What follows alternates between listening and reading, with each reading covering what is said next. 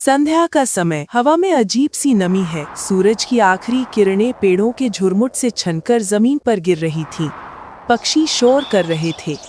एक टूटी हुई लकड़ी की तख्ती दिखाई देती है जिस पर लिखा था, कालवन, यहाँ प्रवेश वर्जित है। लोग कहते हैं इस जंगल में कुछ ऐसा है जो देखा नहीं जाता लेकिन महसूस होता है। हर पत्ता, हर हवा जैसे किसी दर्द की कहानी सुनाती हो। हाँ सर, आपको तो दर्द की कहानी सुनाई दे रही है और मुझको दिखाई दे रही। आदित्य और सुभाष पैदल पैदल गांव की ओर बढ़ रहे हैं। आदित्य के चेहरे पर आत्मविश्वास है, पर आंखों में हल्की चिंता। गांव के नुक्कड़ पर बैठा एक व्यक्ति, पुरानी कहानियों के अनुसार पिछले 10 सालों से कोई भी कालवन जंगल के अंदर नहीं गया है। हाँ, मैंने भी सुना है कि वो इंसानों का भूखा है। इस जंगल के बारे में सच जानकर रहूंगा। कहानियों पर मुझे विश्वास नहीं है। अरे सर, आपके सच के चक्कर में कहीं अपना राम नाम सत्य ना हो जाए। क्या सुभाष हर वक्त उल्टा बोलता है? कभी तो अपने दिमाग में अच्छा सोचा कर। गांव का चौक। थोड़ी देर बाद गांव के लोग चुपचाप बैठे हैं। कोई हंसी नहीं, कोई आवाज नहीं। आदित्य और सुभाष भी चौक पर आ जाते हैं। नमस्कार, मैं और मेरा साथी सुभाष शहर से आए हैं जंगल के बारे में जानने के लिए। सब चुप। फिर एक बूढ़ा आदमी, बाबू, वहां मत जाना। वो जंगल अब जंगल नहीं रहा। वो भूख है जो इंसान को निगल जाती है। सच में बाबा, मैं आपसे रास्ते भर से बोलता आ रहा हूं, लौट चलें। नहीं, आपको तो सर्वे करना है। आप भी मरो और मुझे भी मरवाओगे। जंगल पेड़ों से बनता है बाबा, डर से नहीं। और सुभाष, जो मेरे साथ होगा वही तुम्हारे साथ होगा। भोला बाबा आदित्य की आंखों में देखता है, जैसे कुछ पहचान गया हो। तेरे जैसे लोग पहले भी आए थे। किसी ने लौट कर नहीं बताया कि अंदर क्या है। सुभाष मन ही मन सोचता है, हे भगवान, इस बार बचा ले। अगली बार भूल से भी नहीं आऊंगा इनके साथ। अगर आज नौकरी छोड़कर जाऊं तो मेरी पत्नी मुझे घर में नहीं रहने देगी। सुभाष, तू तो फंस चुका है। तेरा तो धोबी के कुत्ते की तरह हाल हो गया है। रात का समय, मुखिया का घर। आदित्य और सुभाष चूल्हे के सामने बैठे हैं। मुखिया की पत्नी चुपचाप खाना रख जाती है। मुखिया आदित्य से बोलता है, कालवन जंगल एक रहस्यमयी जगह है और कालवन में अजीब चीख सुनी गई है, और जो भी इसमें गया वो आज तक लौट कर नहीं आया। अगर जाना ही है तो एक बात का ध्यान रखना, वहां आवाज मत लगाना। जंगल जवाब देता है, पर उसके जवाब सुनना इंसान के बस में नहीं है। शायद अब वक्त है, किसी को उसकी आवाज सुननी चाहिए। देख लेना, कहीं जंगल की आवाज सुनने के चक्कर में अपनी आवाज चली ना जाए। तुम अपना मुंह बंद रखोगे डरपोक कहीं के। ये नहीं मानेगा। आज सुभाष तू तो गया। इधर ये है और उधर मेरी पत्नी, दोनों एक से मिल गए। जब देखो तब खतरा मेरे ऊपर लाके खड़ा कर देते। हे भगवान, एक तो सही दे देता। जंगल का प्रवेश द्वार। आधी रात, चांदनी पेड़ों के बीच से छन रही है। आदित्य रुकता है और अपनी मशाल जलाता है। हवा में धीमी सी सरसराहट है, जैसे कोई फुसफुसा रहा हो। मदद करो। आदित्य और सुभाष डर जाते हैं। आदित्य मशाल को उस दिशा में करता है। वहां सिर्फ पेड़ हैं, लेकिन हवा जैसे सच बोल रही हो। कौन है वहां? भूत आ गए सर। अभी तो हमने जंगल में प्रवेश नहीं किया, उससे पहले ही भूत आके खड़े हो गए। पता नहीं कब से भूखे हैं। अरे तुम शांत रहोगे? या तो मैं इनको समझ लूं या तुम्हें। अब हम पेड़ नहीं रहे। हाँ, कब से बोल रहा हूँ इनसे। अब तुम पेड़ नहीं हो, तुम हो भूत। और हमारी मौत क्या सर, मरने के लिए यही जंगल मिला था। अपने घर वालों को अपनी हड्डी भी ना मिलेगी यहाँ पर। तुम्हें जान प्यारी है या नौकरी? अब अगर तुमने एक शब्द भी बोला तो तुम्हें नौकरी से भगा दूंगा। वो चौंक जाता है। चारों ओर हवा चल रही है और उसकी सांसें तेज हो रही हैं। आदित्य और सुभाष जंगल की सीमा लांघते हैं। जैसे ही वो कदम रखता है तो जंगल में हवा थम जाती है, मानो जैसे पूरा जंगल कुछ समय के लिए सांस रोक लेता है। कालवन, आधी रात, घना अंधकार, हवा ठहरी हुई। आदित्य की मशाल की रोशनी पेड़ों के तनों से फिसल रही थी। हर तना आदित्य से कुछ कहना चाहता हो, ऐसे दिख रहे हैं। इतना शांत जंगल, जैसे सब कुछ देख रहा हो। वो वहीं एक पेड़ के पास बैठ जाता है। पेड़ों के बीच से किसी के चलने की आवाज आती है। कौन है वहां? आदित्य अपने बैग से नक्शा निकालता है। नक्शे पर लाल निशान को देखता है, जहां पिछले 5 सालों में 17 लोग लापता हुए हैं। सिर्फ अफवाह नहीं हो सकती, यहाँ कोई तो राज है। आदित्य उठता है, मशाल लेकर अपने आसपास देखता है। चांद बादलों में छिपा हुआ है। पेड़ों के बीच हल्की धुंध छा रही है। जमीन पर सूखे पत्ते और उनके बीच कुछ चमकता है, एक लाल कपड़े का टुकड़ा। आदित्य झुककर उसे उठाता है। किसका है ये? तुमने ये कपड़ा उठा लिया, जरूर ये भूत का है। अब हम उसके गुलाम बन गए। लौट जाओ, वो तुम्हें नहीं छोड़ेगा। सर, आ गई कपड़े वाली, अब ये हमें उठाकर ले जाएगी। वो चारों ओर मशाल घुमाता है। एक पल को ऐसा लगता है जैसे पेड़ों के बीच किसी की आकृति खड़ी हो, लंबे बाल और काली छाया। आ गई, चलने के लिए तैयार हो जाइए। किधर आ गई? और जैसे ही उस पर मशाल की रोशनी पड़ती है, वो गायब हो जाता है। आदित्य कांपते हुए हाथों से पानी पीता है। फिर नक्शा खोलकर देखता है, उसमें पीछे की तरफ चेतावनी लिखी थी, रात के समय में काल वन में रुकना खतरनाक है। सर, इस नक्शा को पहले ही निकाल कर देख लेते। इस चेतावनी को देखकर हम रात में यहाँ नहीं आते। सामने कीजिए अपनी मशाल। फिर से वही आवाज, आदित्य, हमारी सांसें खत्म हो रही हैं। आदित्य की आंखें फैल जाती हैं। वो मशाल लेकर अपने चारों ओर देखता है।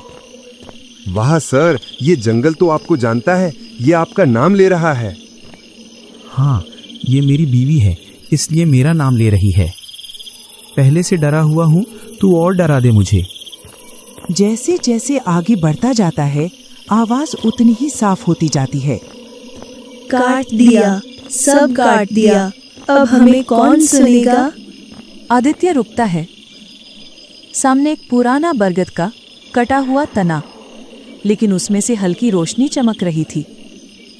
इसे मत छूना, मैंने सुना है ऐसे पेड़ों में अंदरूनी शक्तियां होती हैं। अगर आप इसे छुओगे तो ये आपको अंदर की ओर खींच लेगा। वो घुटनों के बल बैठकर उसे छूता है। मैं सुन रहा हूँ, बताओ क्या हुआ था? गए सर, हो गया इसका तांडव शुरू। अचानक बिजली चमकती है। इतना देख सुभाष वहां से भाग निकलता है और बरगद का तना बोलता है, काट रही हैं मजदूरों की कुल्हाड़ियां और पेड़ों की टहनियां जल रही हैं। वो मशाल बुझाता है और आंखें बंद कर लेता है। लेकिन अब मुझे डर नहीं, बल्कि मुझे दर्द महसूस हो रहा है। हमसे लिया गया हमें लौटाओ, तब शायद हम तुम्हें माफ करें। वो धीरे धीरे सिर हिलाता है। मैं लौटाऊंगा, वादा है। कुछ देर बाद आदित्य जंगल से निकलकर गांव की ओर चल देता है। चेहरे पर नींद नहीं, लेकिन आंखों में जिज्ञासा है। वह भोला बाबा की झोपड़ी के पास पहुंच जाता है।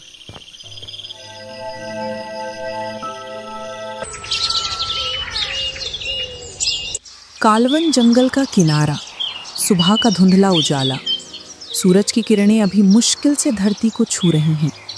पेड़ों के बीच से हल्की रोशनी आ रही थी।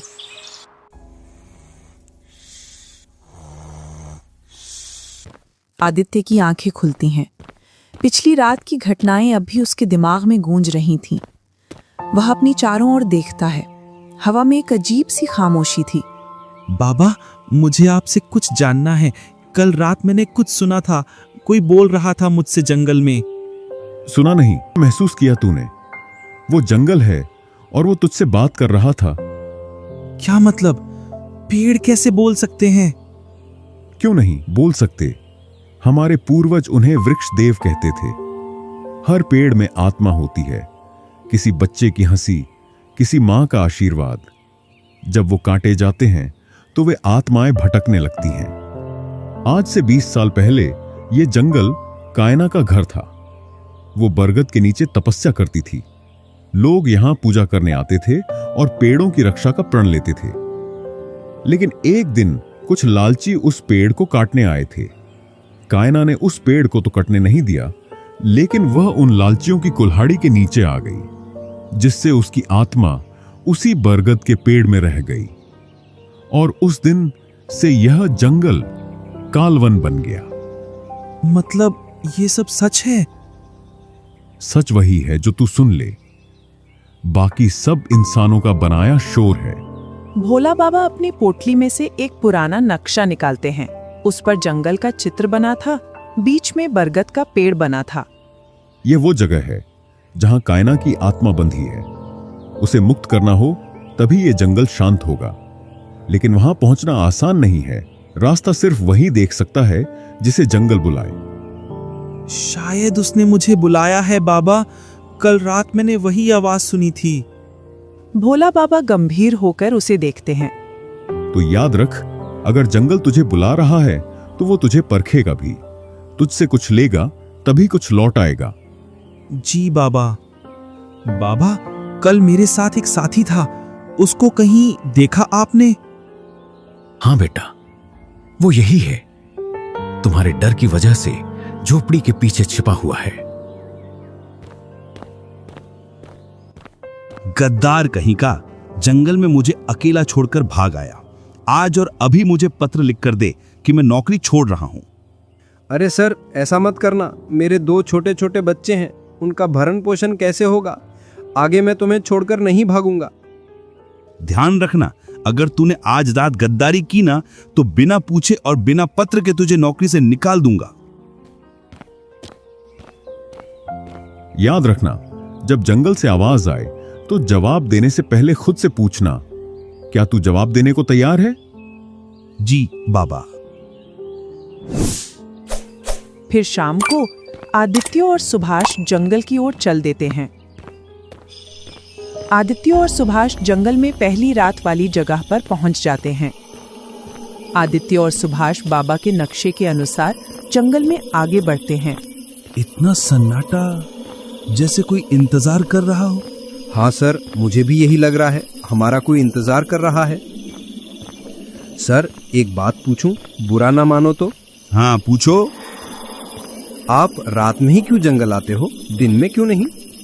जिस काम के लिए हम आए हैं वो रात में ही होगा, और अगर दिन में जंगल में आएंगे तो हम किसी न किसी जानवर का नाश्ता या भोजन बन जाएंगे। ये किसी जानवर से कम है क्या? पता नहीं कहां कहां से आवाज आती है, आधी जान अलग में रखी है। तभी सुभाष को भेड़ियों का एक झुंड आता हुआ दिखाई देता है। सर, दिन में ही क्या? लगता है आज रात में ही किसी का भोजन बनेंगे। नींद में हो क्या? क्या बोल रहे हो? बोल नहीं रहा हूँ, सामने देखिए और अपने कदमों को तेजी से बढ़ाइए। अबे भागने की बोल, भाग भाग भाग। लगता है आज तो नहीं बचने वाले, कल तो बच गए थे। तुम्हारा हाथ बढ़ाओ। क्यों?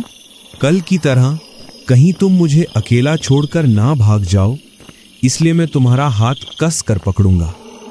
थोड़ी देर बाद बाबा ने जिस बरगद के पेड़ का जिक्र किया था वह उस जगह पर पहुंच जाते हैं। उसके चारों ओर हरे भरे पेड़ खड़े थे और उस विशाल वृक्ष का तना काला पड़ गया था। टहनियों पर एक भी पत्ती नहीं थी, मानो वह वृक्ष सूख चुका हो। लेकिन उसकी जड़ें जीवित थीं। और भेड़िए जैसे ही बरगद के पेड़ के पास आते हैं तो उनका वश नहीं लग पाता अपने शिकार पर, और वे निराश होकर वहां से लौट जाते हैं। आदित्य और सुभाष धीरे धीरे आगे बढ़ते हैं। आदित्य हाथ बढ़ाकर तने को छूता है। अचानक आदित्य की आंखें बंद हो जाती हैं। तब उसको दिखाई देता है सुनहरी धूप, लोग पूजा कर रहे हैं, बच्चे खेल रहे हैं, वही बरगद हरा भरा जीवन से भरा हुआ। लोग उसे कायना कहकर पूज रहे थे। अचानक से कुल्हाड़ियों की आवाजें आती हैं। कुछ लोग पेड़ों को काट रहे थे। उनमें एक लालची व्यापारी था जो उनका नेतृत्व कर रहा था। लोग चिल्लाते हैं, रोकने की कोशिश करते हैं। एक औरत उस पेड़ से लिपट जाती है। इतने में ही एक कुल्हाड़ी उस औरत पर पड़ती है, जिससे वहां खड़े सभी लोग इधर उधर भाग जाते हैं। आदित्य की आंख खुल जाती है और वो पसीने में तरबतर हो जाता है। मुझे लगा आप तो गए और अब मेरी बारी है, लेकिन आप तो जिंदा है। तो यही वो बरगद है जिसमें कायना की आत्मा बंधी है। तू कौन है जो हमारे दर्द को महसूस कर पा रहा है? मैं आदित्य हूँ, जंगल की रक्षा करने आया हूँ और तुम्हें आजाद करना चाहता हूँ। हर इंसान यही कहता है, हर इंसान हमें काटता है। क्यों विश्वास करूं तुझ पर? क्योंकि मैं सुन रहा हूँ तुम्हें और मैंने तुम्हारा दर्द महसूस किया है। अगर सच में हमें बचाना चाहता है तो पहले खुद को इस जंगल के हवाले कर दे। जो यहाँ सांस लेता है वो जंगल का बन जाता है। अगर यही रास्ता है तो मैं तैयार हूँ। आदित्य धीरे से घुटनों के बल बैठता है, मिट्टी में हाथ रखता है और मुस्कुराता है। अब मैं समझ गया, जंगल सिर्फ जमीन नहीं होता, ये जिंदा है और अब ये मुझ में भी है। अब तू जंगल का हो गया। अब तुझे मुझे आजाद कराने के लिए एक काम करना होगा। कौन सा काम? मेरी बेटी आर्या को उस लालची व्यापारी की कैद से मुक्त कराना होगा। तुम्हारी बैठी भी थी? हाँ, जब वो लालची व्यापारी 20 साल पहले यहाँ आया तब मेरी बेटी 1 वर्ष की थी और मेरी बेटी आज भी उस लालची व्यापारी के पास है और वो मेरी बेटी का फायदा उठाकर आज भी जंगल काट रहा है। कैसा फायदा उठाता है? वो जब भी जंगल काटने आता है तो मैं उसे रोक नहीं पाती, क्योंकि हर बार मेरी बेटी को मारने की धमकी देता है, जिससे माँ की ममता उसे रोक नहीं पाती। इसके लिए कुछ उपाय देखना पड़ेगा, पर ये लालची व्यापारी कहाँ मिलेगा? तुम जैसे ही सामने की दिशा में जंगल की छोर में पहुंचोगे तो वही उसका कारखाना है। उसी कारखाने में मेरी बेटी को कैदी बनाकर रखा गया है। लेकिन आर्या को निकालने का कोई उपाय बताओ। तुम वहाँ बावर्ची बनकर जाना और उस पेड़ में जो सुनहरी बेल दिख रही है उसकी पत्तियां तोड़कर ले जाओ, जिन्हें तुम उनके भोजन में मिला देना, जिससे सारे मजदूर और वो लालची व्यापारी बेहोश हो जाएंगे।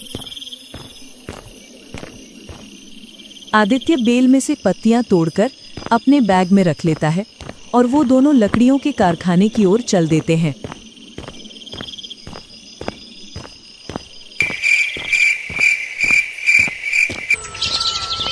उसे वहां पहुंचते पहुंचते सुबह हो जाती है।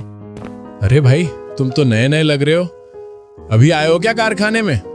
क्या काम करने के लिए आए हो भैया? हाँ भाई, अभी आए हैं काम की तलाश में। हमें तो भैया सिर्फ भोजन बनाना आता है, अगर वही काम मिल जाता तो बहुत अच्छा होता। ये तो बढ़िया है भैया, बहुत दिनों से यहाँ कोई बावर्ची नहीं था, अब खाना मिलेगा बना हुआ। बस भैया एक बार सेठ जी से मिलवा दो, काम की बात कर लेते दोनों भाइयों की। वो सामने बैठे, जाकर मिल लो। दोनों लालची व्यापारी के पास पहुंच जाते हैं।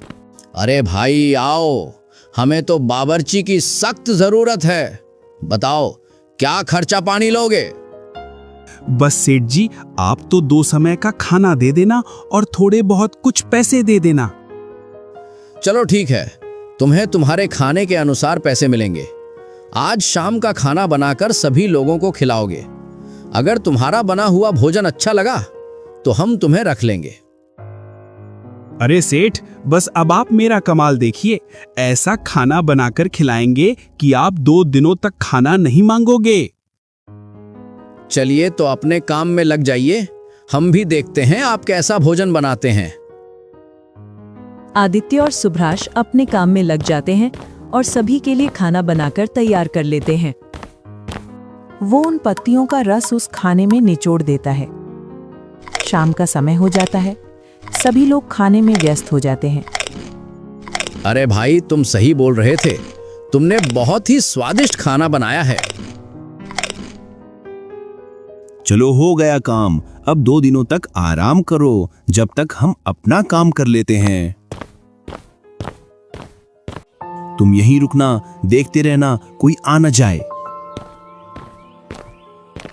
आदित्य आर्या को ढूंढने में लग जाता है।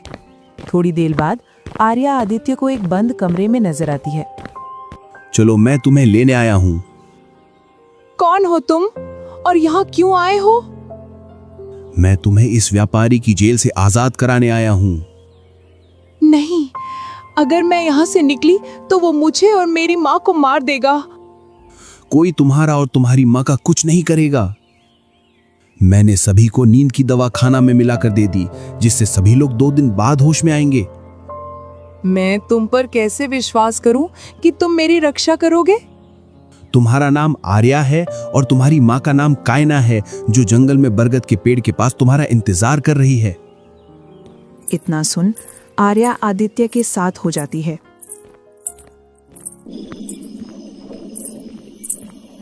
जैसे ही वो जंगल में अपने कदम रखती है तो जो उसके अतीत में हुआ था वो सब कुछ याद आ जाता है उसे।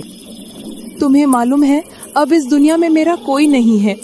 हमारे काफिले को इस लालची व्यापारी ने नष्ट कर दिया। हाँ, इस घटना के बारे में तुम्हारी माँ ने सब कुछ बता दिया मुझे। अब समय है न्याय का, सभी को सजा मिलेगी। और तीनों जंगल में बरगद के पेड़ के पास पहुंच जाते हैं। आ गए तुम मेरी बेटी को लेकर। हाँ, आगे आपकी बेटी को लेकर। अब तो आप खुश, अब आप आजाद हो जाओगी। मुझे बांध रखा है। जैसे ही मेरी बेटी इस पेड़ के तने से हाथ लगाएगी, मैं आजाद हो जाऊंगी। जाइए, बरगद के तने से हाथ लगाइए। जैसे ही आर्या उस पेड़ के तने को हाथ लगाती है तो उसको उसका बचपन याद आ जाता है। अब मैं आजाद हूँ और इस जंगल में कहीं भी आ जा सकती हूँ और उस व्यापारी को भी मार सकती हूँ। लालची व्यापारी, अब तू मेरे हाथों से नहीं बचेगा। नहीं, तुम ऐसा नहीं करोगी। अब आगे का काम मेरा है, क्योंकि मैं एक वन अधिकारी हूँ। उसे दंड दिलाकर ही रहूंगा। नहीं, अब तुम मेरे रास्ते में मत आओ। वो मेरा गुनहगार है और सजा भी मैं ही दूंगी। तुम ऐसा नहीं करोगी। मैंने तुम्हारे कहने पर पूरा काम किया है। अब तुम जा सकती हो। इस जंगल की रखवाली हम करेंगे। इतने में ही भोला बाबा वहां आ जाते हैं। अब तुम आजाद हो जा सकती हो और यह वन अधिकारी जंगल की रक्षा करेगा। मैं नहीं जाऊंगी यहाँ से। तेरी आखिरी इच्छा बता दे, जब तू जाएगी। आदित्य से मेरी बेटी का विवाह करा दो, मैं चली जाऊंगी यहाँ से। क्या तुम दोनों राजी हो इस विवाह के लिए? हाँ, लेकिन अभी मैं विवाह नहीं करूंगा। विवाह तब करूंगा जब उस लालची व्यापारी को जेल में डाल दूं। हाँ, मुझे भी मंजूर है। अब तो तुम्हारी आखिरी इच्छा पूरी हो गई। हाँ, अब मेरी आत्मा को संतुष्टि मिल गई। अब मैं परमात्मा में विलीन हो रही हूँ। सर, आपकी तो चांदी ही चांदी हो गई। इधर से बीबी मिल गई और उधर से सरकार की तरफ से इनाम। इसे ही कहते हैं एक तीर से 2 निशान। तब से लेकर आज तक काल वन में कायना की आवाज नहीं आती है, लेकिन अब कोई भी व्यापारी डर की वजह से कालवन की ओर नहीं बढ़ता है।